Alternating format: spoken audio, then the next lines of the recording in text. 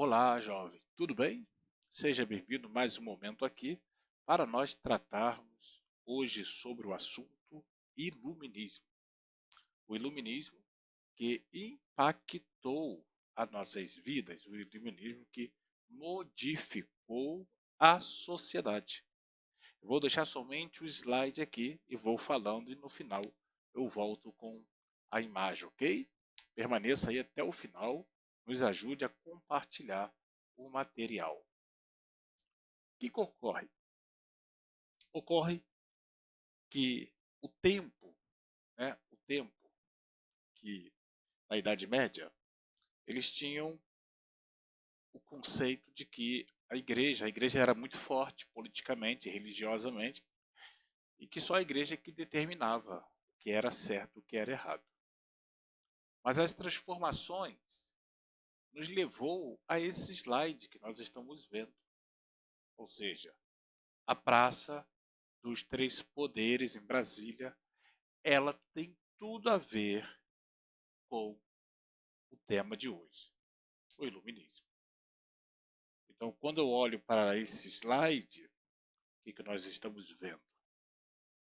A separação de poderes. A separação de poderes que está descrita como executivo, que é encarregado de administrar os interesses públicos na figura do presidente da República.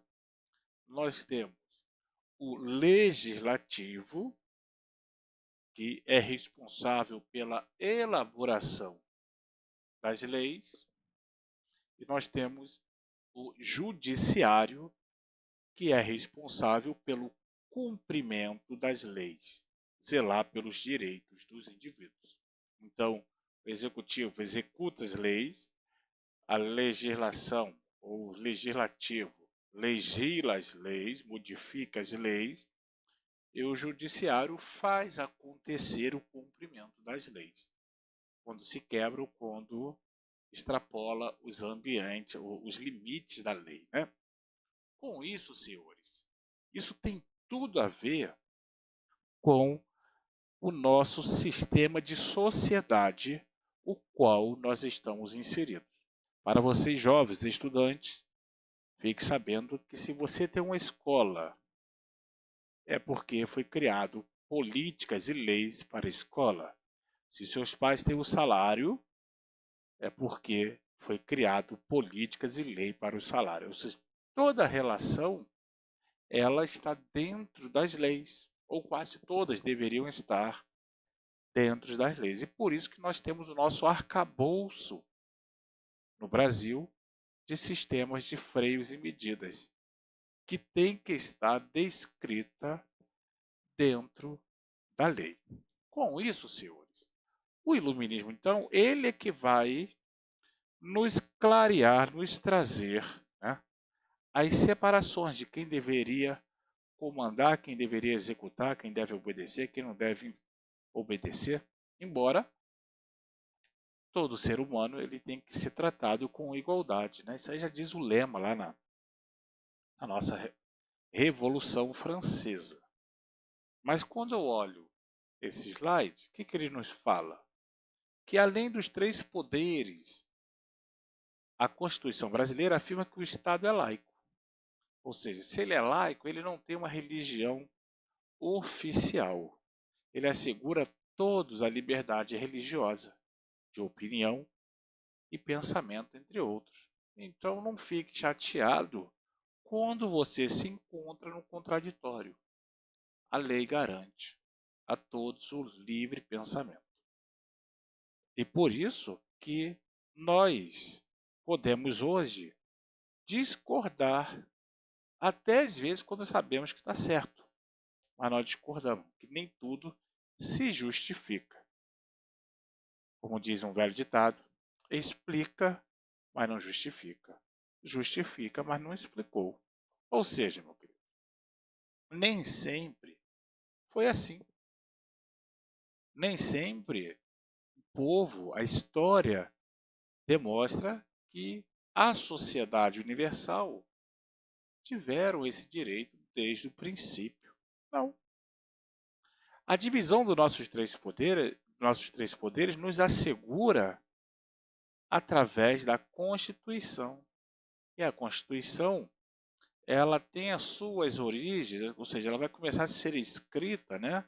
Começar a valer no sentido papel da lei, ela vai começar a formar na Europa, nós estamos falando de Europa para cá, através do século XVIII. E aí, quando nós olhamos para o século XVIII, nós vamos ver o quê? Uma sociedade que não poderia contrariar a igreja, não poderia contrariar depois o rei, porque era uma união perfeita para dominar as massas.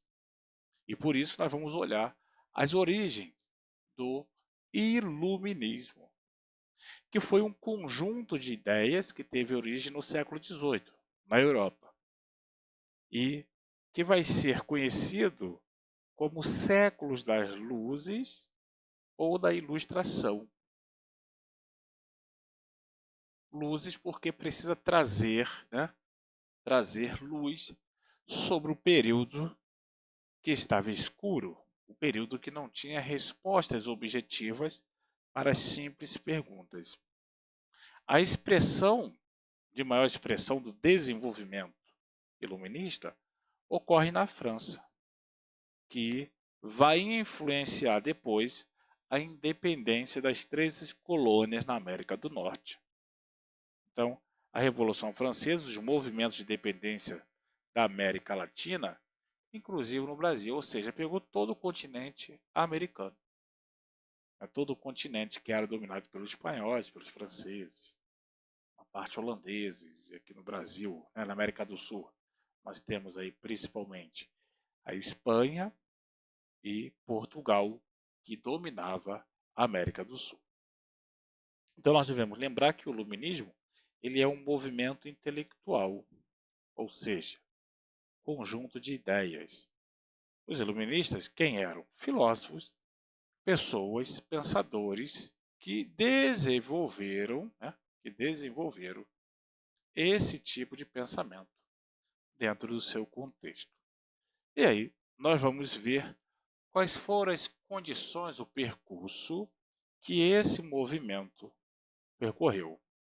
A Revolução Científica ela começa um pouco antes, começa no século XVII.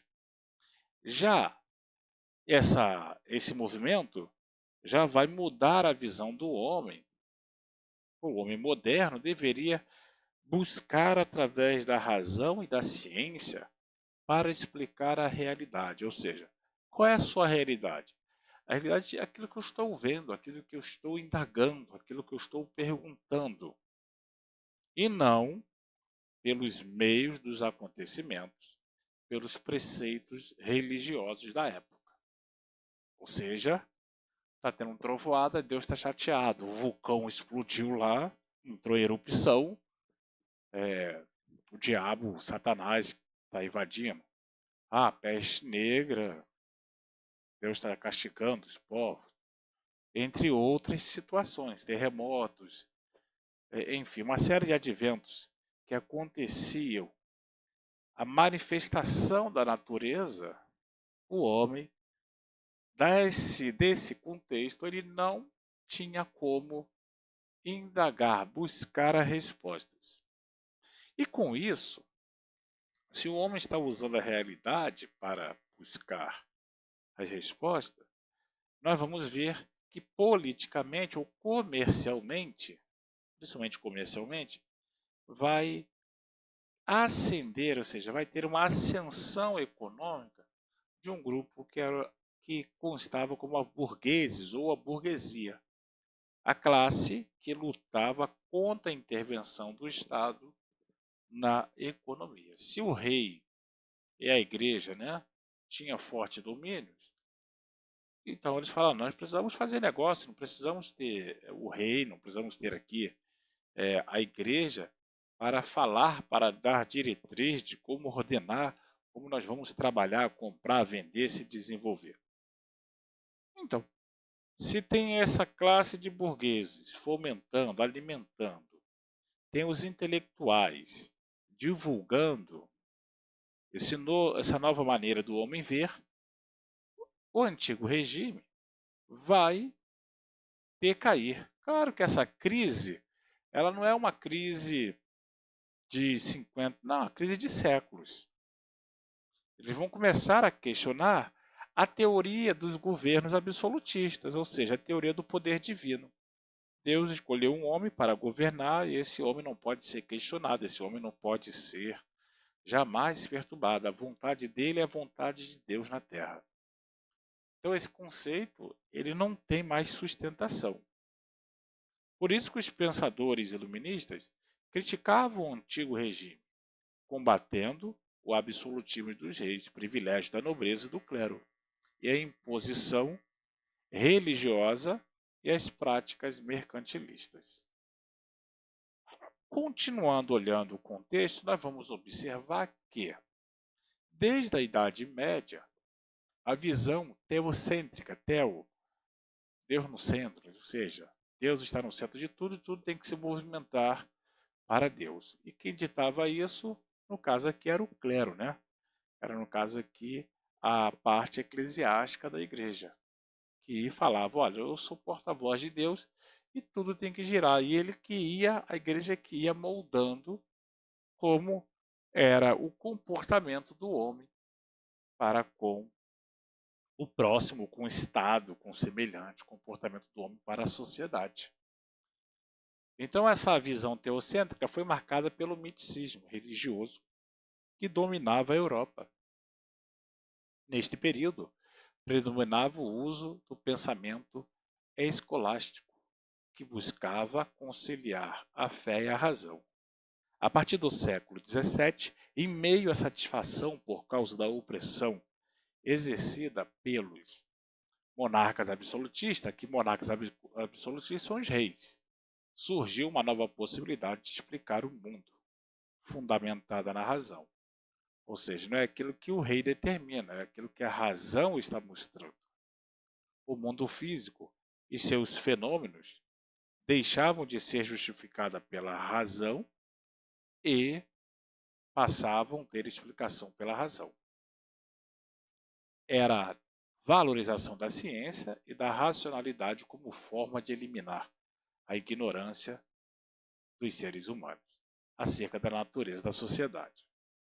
O que isso quer falar? Que, olha, tem muitas respostas, ou seja, tem poucas respostas para as minhas indagações e essas respostas estão cobertas, estão pautadas, alicerçadas no miticismo, na ignorância, naquilo que você está vendo, aquilo que você acha, aquilo que você está sentindo.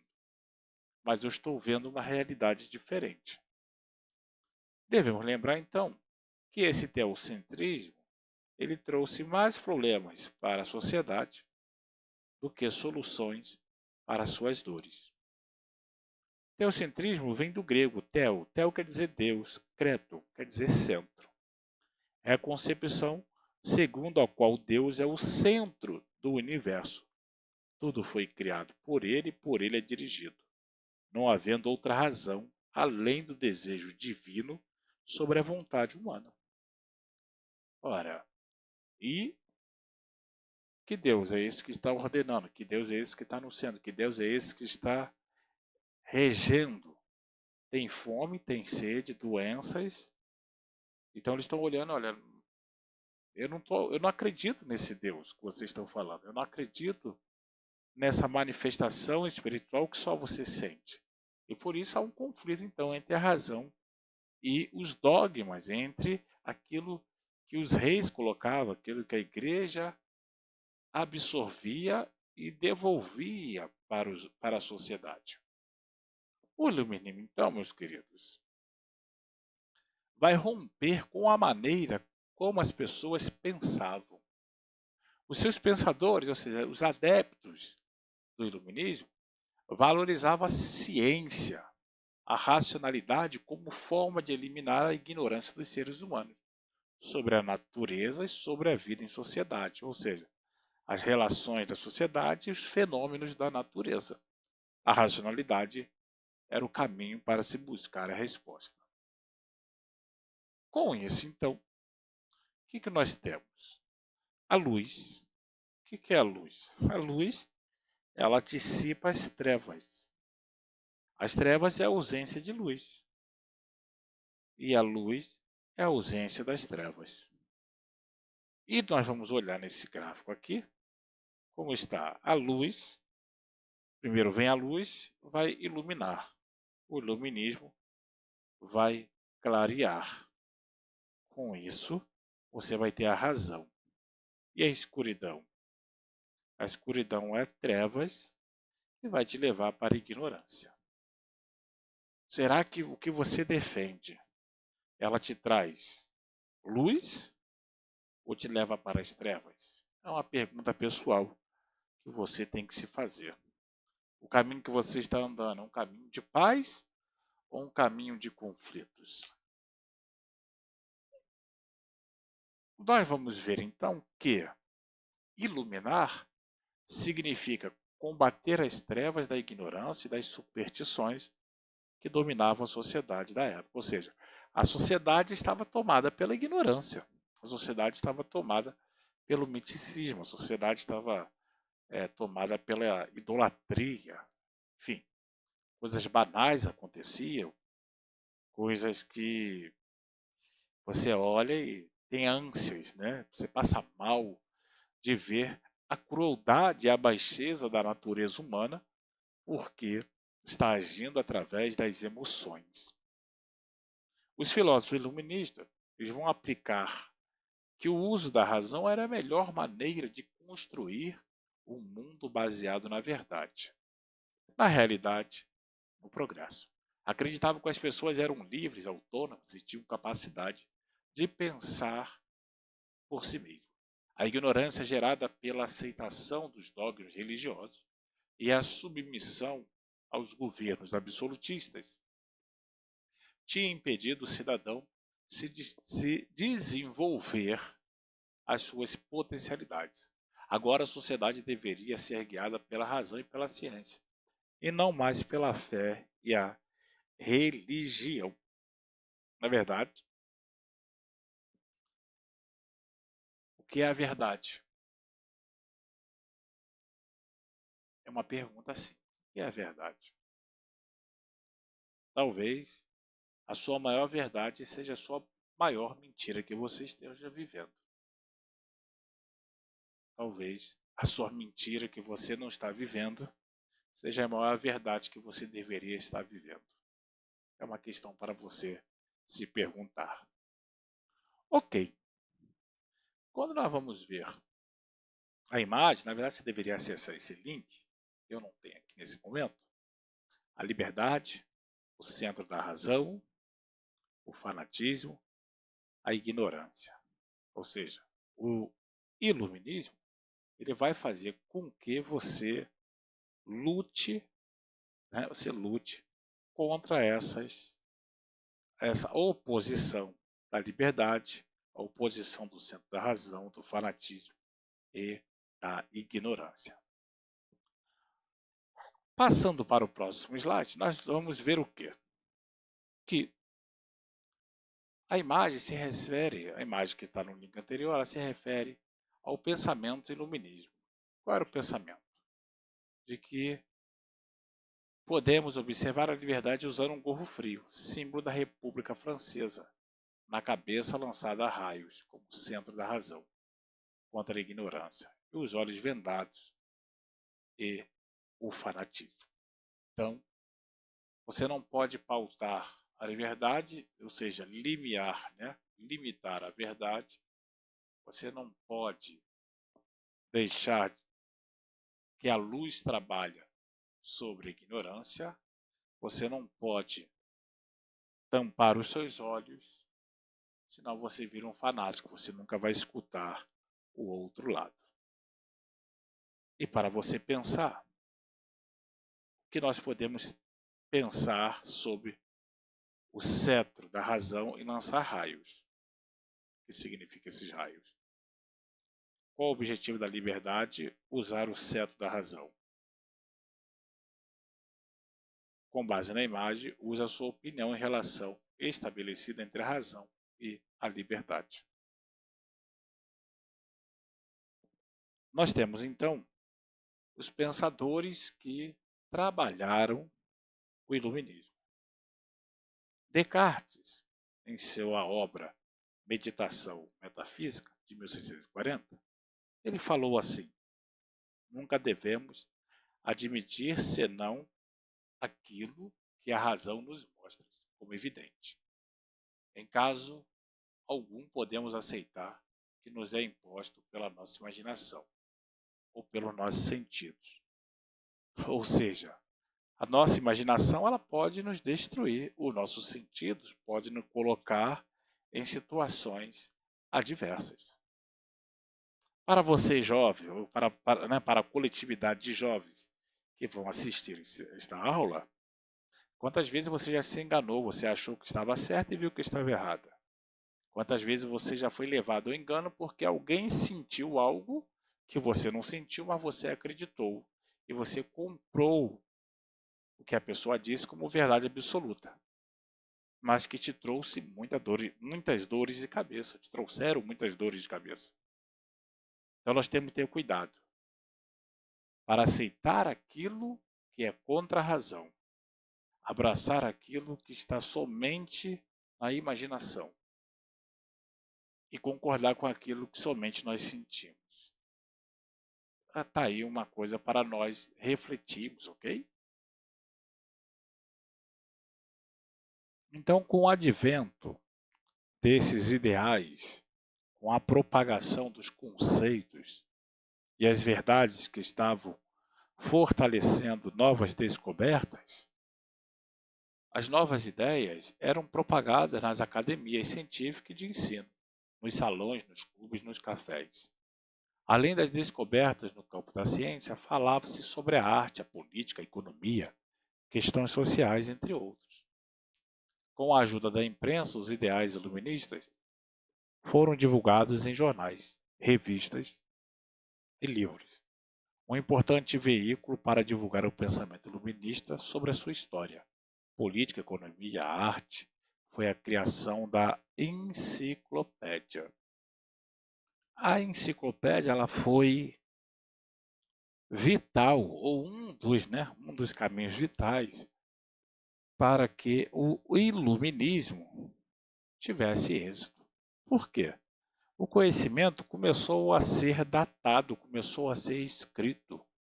E criaram então as enciclopédias ou a enciclopédia para abordar diversas áreas do conhecimento e divulgar as ideias filosóficas e políticas do iluminismo. Seus organizadores, os principais foram Denis Diderot e Jean D'Alembert. A obra contou com a elaboração de aproximadamente 140 autores, entre eles Voltaire, Rousseau e Montesquieu. Foi condenada pelo governo, pela igreja, como subversiva, mas circulou clandestinamente, influenciando as mentes da época. Ora, veja só, 140 autores, né? Então as pessoas iam lendo e iam modificando, iam melhorando, iam tendo novas indagações, mudava-se conceitos, e eles estão escrevendo. Artigos seria como se fossem artigos científicos. E isso aí começou a viajar para a Europa, ou seja, começou a ser levada para outros países da Europa.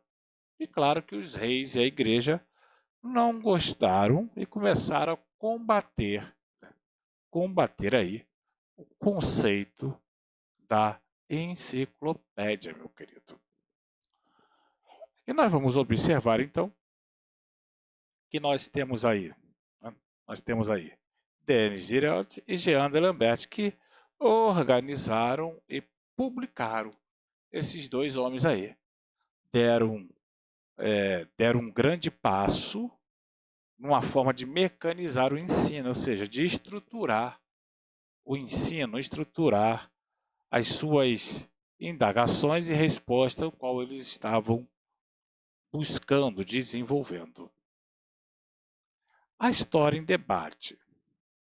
Qual a importância da enciclopédia? Qual a importância do seu livro didático? Qual a importância do seu né? Hoje nós estamos no mundo digital.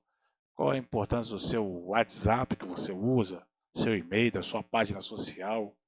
Qual a importância da sua lista de deveres e obrigação no mundo de hoje? Qual é a importância das informações catalogadas? Porque sem nós observarmos aquilo que foi catalogado, como é que eu vou desenvolver os assuntos? Se eu não estava lá, você não estava lá. Mas nos chegou através dos livros, nos chegou através de manuscritos, nos chegou um farto material que nós podemos hoje aqui estar sentado, né, e desenvolver os ideais. Quais os principais ideais do iluminismo? Nós vamos ver que os principais ideais, ela era o quê? A igualdade jurídica, correto? Aqui nós temos um salão, né, um salão de Madame Geoffrin, uma pintura. A tela retrata diversos pensadores iluministas em reunião. E ali eles se encontravam, debatiam, divulgavam seus ideais em clubes, cafés, salões literários e da aristocracia. Ou seja, tinha um ponto de encontro das discussões, tinha um ponto de encontro das revelações, das descobertas, daquilo que ele estava buscando. Tinha um ponto de encontro para o debate do saber, o encontro das luzes, né? E o que eles queriam? Eles queriam o quê? A igualdade jurídica, ou seja, que todo homem fosse igual perante a lei, que todo homem deveria ter direitos e obrigações em igualdade. Eles queriam a tolerância religiosa e filosófica, ou seja, a manifestação cultural de cada povo. E as questões de filosofia, como eu observo, como eu vejo o mundo. A liberdade pessoal e social, direito à propriedade privada, ou seja, sua casa, aquilo que é seu, o Estado não pode tomar, o rei não pode tomar, a igreja não pode confiscar. A defesa do contrato como mediador das relações sociais. Então, contratos. Contrato de aluguel, contrato de compra e venda, contrato de casamento, o contrato da escola, o contrato do livro, o contrato do seu plano de internet. Ou seja, por mais simples que seja, ela tem que ser regida pelo contrato. Maior participação política na sociedade. Que todo poder deveria emanar do povo, deveria vir do povo. E que o governo fosse representativo. Então, qual é a nossa ideia? Qual é a nossa ideia de representação? Será que nós estamos bem representados? Será que os nossos governantes buscam, de fato, saciar a sede do povo? São questões que você deve responder. Você está satisfeito, literalmente? Ou não?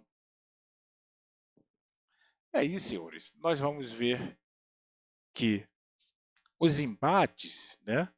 O que o iluminismo combatia então era o absolutismo da monarquia. Poder real, teoria, o rei é de carne e osso ele morre, ele também fica doente. A intervenção do Estado na vida econômica, ou seja, o Estado tinha que decretar tudo como era, não, deixe as relações ocorrerem livremente entre as pessoas.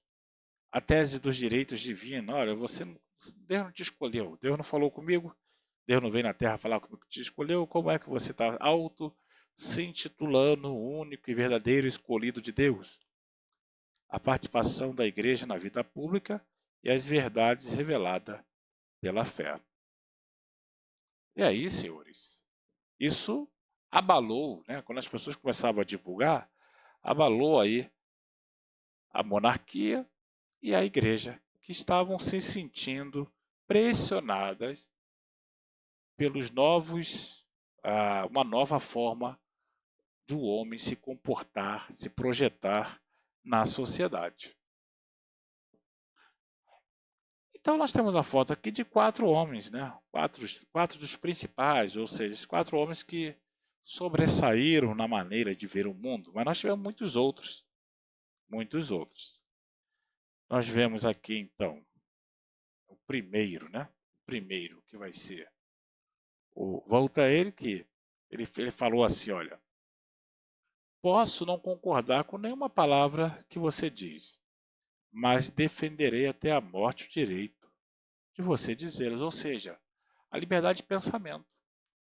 E infelizmente hoje, como nós estamos vendo, nós vemos que é uma sociedade que não pode mais se manifestar, é uma sociedade de rótulo, tudo é crime, tudo é passivo de surra, tudo é passivo de segregar.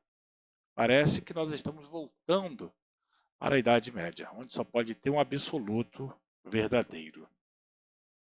Então Voltaire, ele era o quê? Ele era pseudônimo, apelidado de François-Marie Arouet.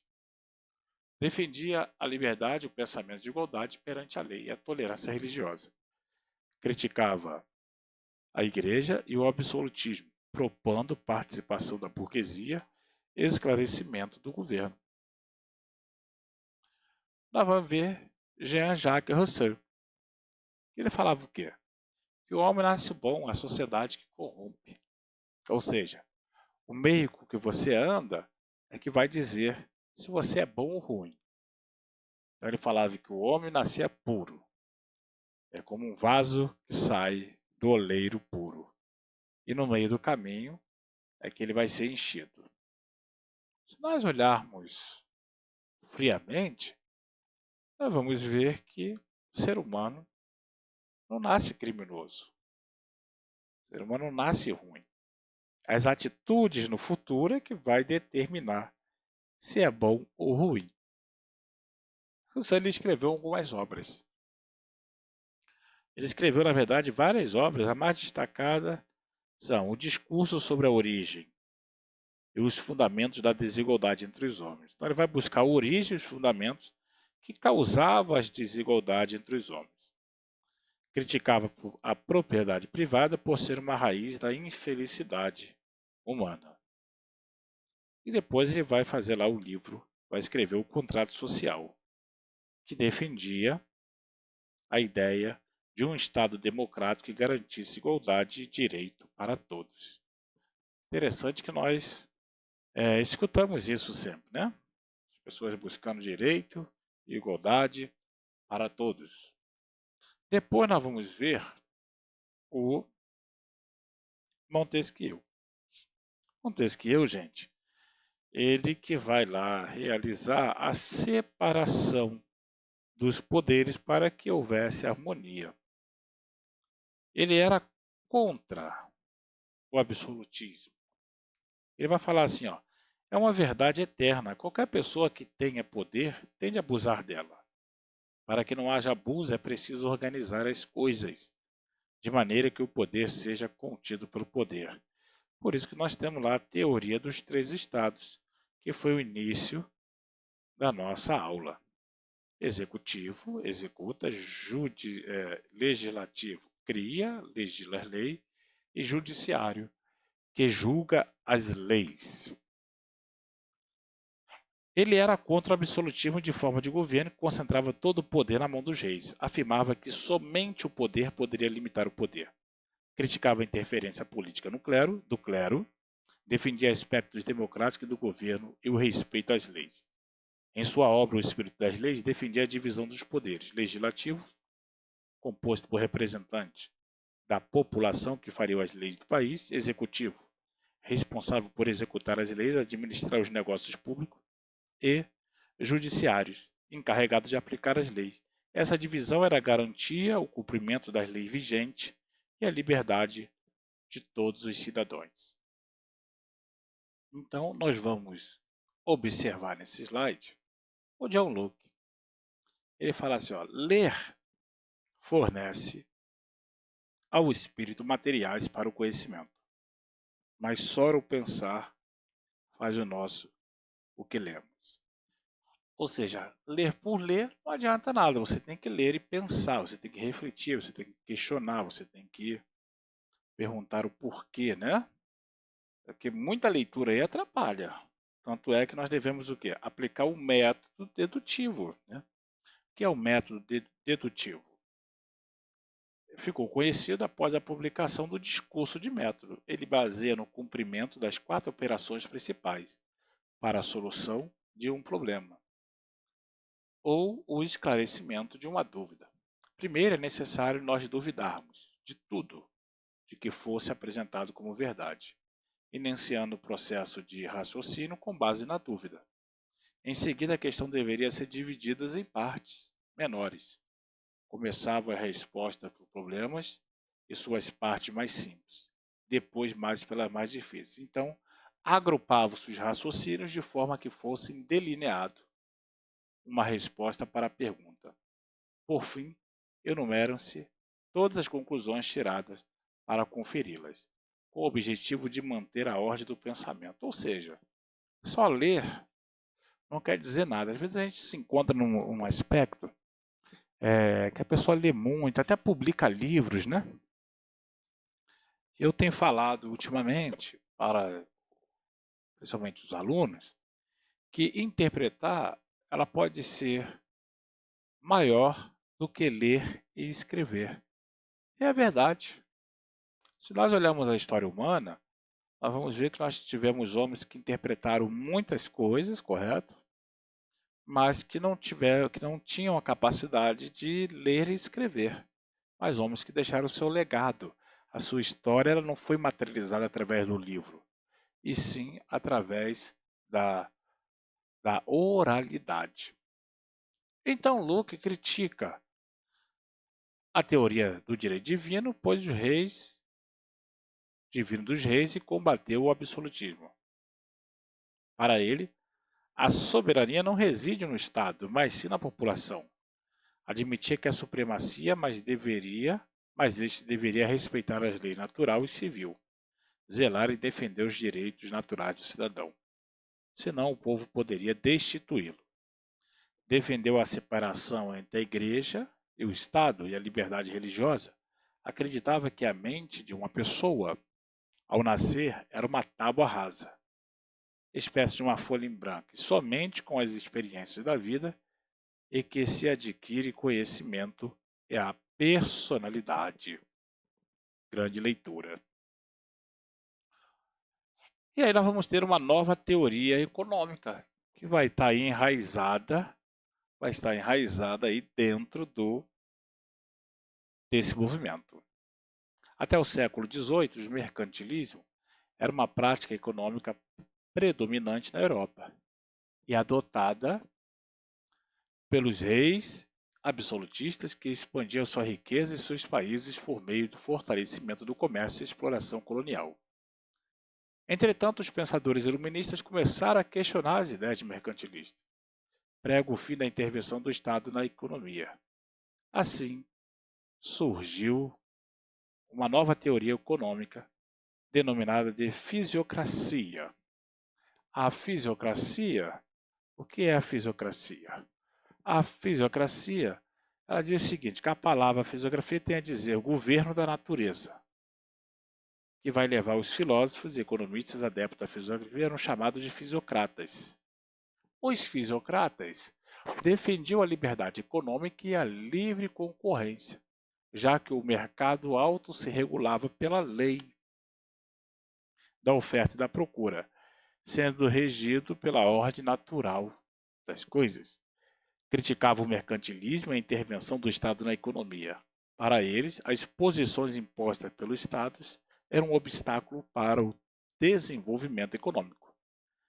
Essa ideia estava clara na frase laissez faire, laissez passer, ou seja, deixa fazer, deixa passar. Pronunciamento do francês François. Ok, meu querido? E nós vamos chegar aí ao pai do liberalismo, né? Que diz aí, né? Pai do liberalismo, capital,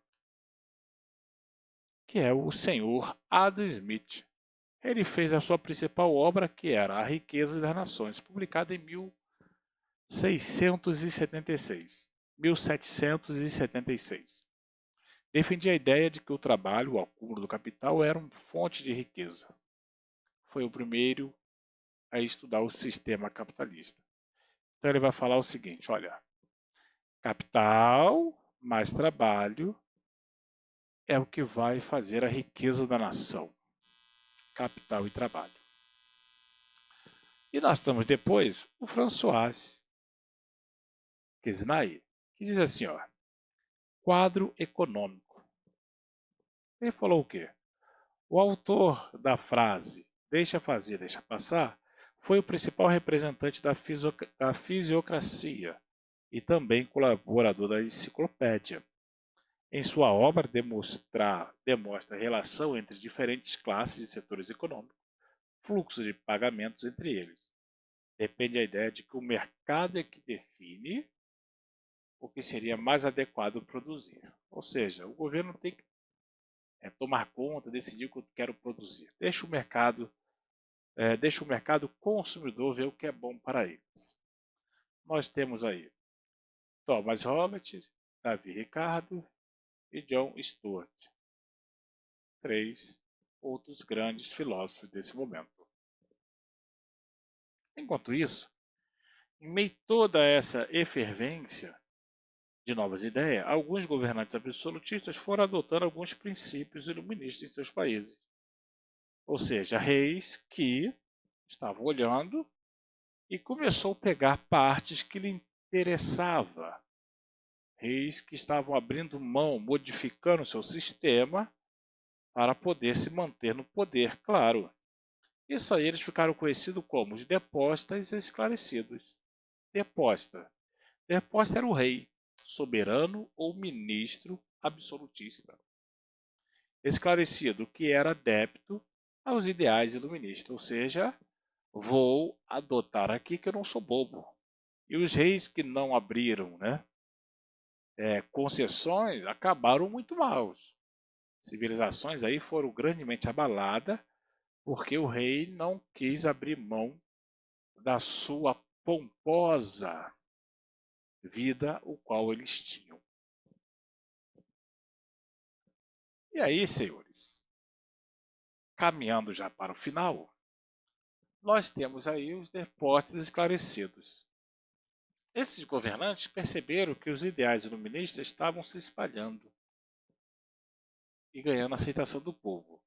Assim, sem deixar de ser absolutista, olha aqui, sem deixar o seu reinado, colocaram em prática alguns ideais iluministas, a fim de modernizar os estados que governavam e diminuir a contestação e aumentar o seu poder e prestígio, enfraquecendo a oposição ao seu governo, ou seja, os opositores ganhando força, ganhando vigor, raiz, os reis, os depósitos esclarecidos, começaram a aceitar e adotar aquilo que o inimigo dele estava proclamando.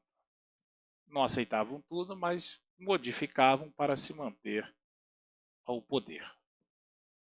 As principais práticas adotadas entre eles foram fim das barreiras comerciais e a censura dos livros, ampliar o acesso à justiça, dar assistência social aos mais necessitados, incentivo à educação, à arte e à atividade econômica. Eu costumo falar que pobreza gera lucro, pobreza gera poder, pobreza gera riqueza para aquele que a domina. Isso é muito sério. Nós veremos mais à frente. Nós temos então Catarina II, governava lá a Rússia, e Frederico II, que também tinha lá o seu poder na Prússia. Nós tivemos José II Áustria e Marquês de Pombal, em Portugal. E aí, senhores, a revisão de tudo aquilo que nós já vimos, tudo aquilo que nós vimos hoje. É um trabalho aqui que deveria ser feito em sala, depois você pode ler e colocar em prática. Então, jovem, esteja sempre conosco aqui, ok? Esteja conosco nesse momento de aprendizagem, ok? Nesse momento de aprendizagem. Esteja conosco aqui diariamente ou semanalmente. Vou procurar subir material concernente àquilo que vocês estudam, principalmente aí no Fundo 2, mas se aparecer alguém do médio, solicitar uma aula sobre determinado assunto, uma explicação, é só pedir, escrever, que com certeza assim que eu encontrar tempo, o tempo, nas minhas obrigações, eu vou parar, vou vir aqui no estúdio e vou gravar essas aulas, ok? É um prazer tê-lo aqui, é um prazer tê-lo você aprendendo, pode perguntar, se ficou ruim também pode criticar. A verdade ela não é absoluta, a verdade ela tem que ser transformadora. Então, você não se deixe enganar, não queira também enganar o próximo. Um beijo no coração de todos, até a próxima aqui nesse espaço Jovem Venha Aprender.